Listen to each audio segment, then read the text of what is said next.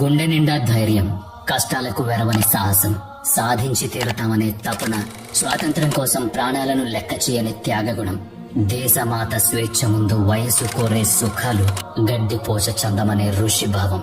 ఇవే కదా భగత్ సింగ్ వంటి స్వాతంత్రోద్యమ వీరులను తలుచుకుంటే మన తలుపులకొచ్చే భావాలు. అవునా? ఈ ఉద్వేగ భావాలే ఆనాడు యువ కిషోరాల్ని బ్రిటిష్ వలస పాలకుల మీద, వారి పరిపాలన మీద, వారి ప్రవర్తన మీద తిరుగుబాటు బావుట ఎగరవేసేలా చేశాయి.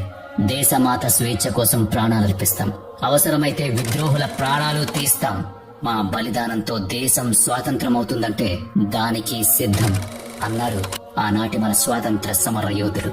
అసలు ఈ కవిత్వం వింటూనే బ్రిటిష్ అధికారుల గుండెలు పీచు పీచుమన్నాయి.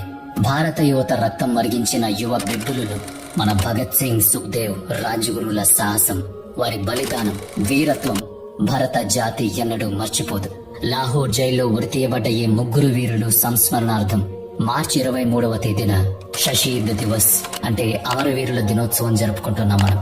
ఆ ముగ్గురు ఇంకిలాబ్ జిందాబాద్, విప్లవం వర్ధిల్లాలంటూ ఊరి తాళ్లను సంతోషంగా ముద్దు పెట్టుకుని తమ గళాలకు అలంకరించుకున్నారు.